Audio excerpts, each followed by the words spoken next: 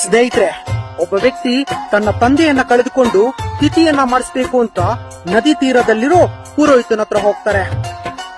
ಆಗ ಪುರೋಹಿತ ಹೇಳ್ತಾನೆ, ಮಗು, ನಿನ್ನ ಈ ಕಷ್ಟಕ್ಕೆಲ್ಲ ನಿನ್ನ ತಂದೆ ಸಾವೇ ಕಾರಣ. ಅವರನ್ನ ಸ್ವರ್ಗದಲ್ಲಿ ಚಿನ್ನದ ಚೇರ್ ಮೇಲೆ ಕೂರಿಸಿದ್ರೆ ನಿನ್ನ ಕಷ್ಟ ಎಲ್ಲ ಪರಿಹಾರ ಆಗುತ್ತೆ. ಹೋಗು, ಇಷ್ಟು ಸಾವಿರ ಹಣ ಆಗುತ್ತೆ, ತೆಗೆದುಕೊಂಡು ಬಾ ಹೋಗು ಅಂತ ಹೇಳಿ ಕಳಿಸ್ತಾರೆ. ಆ ವ್ಯಕ್ತಿ ಅಲ್ಲಿಂದ ಹೊರಡೋದಕ್ಕೆ ಶುರು ಮಾಡ್ತಾರೆ.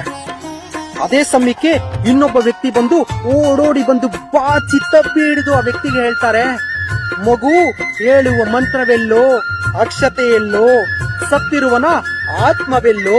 ಸತ್ತು ಆತ ಎತ್ತಕ್ಕೋದ, ಸತ್ತು ತನ್ನ ಜನ್ಮಕ್ಕೋದ. ಹೇಳುವ ಮಂತ್ರ ಗಾಳಿಯ ಪಾಲು, ಅಕ್ಷತೆ ನೀರಿನ ಒಳಗಡೆ ಇರುವ ಮೀನಿನ ಪಾಲು. ದಯವಿಟ್ಟು ಮೂಢನಂಬಿಕೆಯಿಂದ ಹೊರಗಡೆ ಬಾ ಅಂತ ಆ ವ್ಯಕ್ತಿಗೆ ಮೂಢನಂಬಿಕೆ ಬಗ್ಗೆ ಅರಿವನ್ನ ಮೂಡಿಸಿದ್ದು ಬೇರೆ ಯಾರೂ ಅಲ್ಲ. ಸ್ನೇಹಿತರೆ, ನಾನ್ ಮಾತಾಡ್ತಿರೋದು ಯಾವುದೋ ಒಂದು ಸಿನಿಮಾ ನಟನ ಬಗ್ಗೆ ಆಗ್ಲಿ, ಇಲ್ಲ ರಾಜಕಾರಣಿಗಳ ಬಗ್ಗೆ ಆಗ್ಲಿ ಅಲ್ಲ.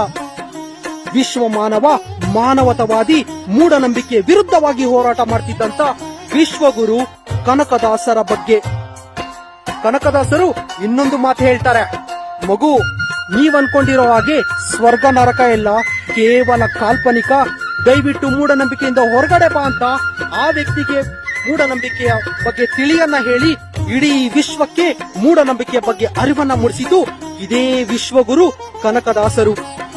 ಅದಕ್ಕೆ ಡಾಕ್ಟರ್ BR ಅಂಬೇಡ್ಕರ್ ಅವರು ಹೇಳ್ತಾರೆ, ನಮ್ಮ ದೇಶ ವಿಶ್ವಗುರು ಆಗ್ಬೇಕು ಅಂದ್ರೆ ಶಾಲೆಯ ಗಂಟೆಯ ಶಬ್ದ ಗಟ್ಟಿಯಾಗಿ ಕೇಳಿಸ್ಬೇಕು, ದೇವಸ್ಥಾನದ ಶಬ್ದ ಗಂಟೆ ನಿಂತ್ಕೋಬೇಕು. ಅವತ್ತಿನ ದಿನದಿಂದಲೇ ನಮ್ಮ ದೇಶ ವಿಶ್ವಗುರು ಆಗೋದಕ್ಕೆ ಸಾಧ್ಯ ಅಂತ. ಯಾಕೆಂದ್ರೆ ಇಲ್ಲಿ ಶಿಕ್ಷಣಕ್ಕಿಂತ ದೊಡ್ಡ ದೇವರು ಮತ್ತೊಂದಿಲ್ಲ. ಜೈ ಜೈ. ನಿನ್ನಂತಾಗಬೇಕು ಕನಕ, ನಿನ್ನಂತಾಗಬೇಕು, ನಿನ್ನಂತಾಗಬೇಕು ಕನಕ, ನಿನ್ನಂತಾಗಬೇಕು.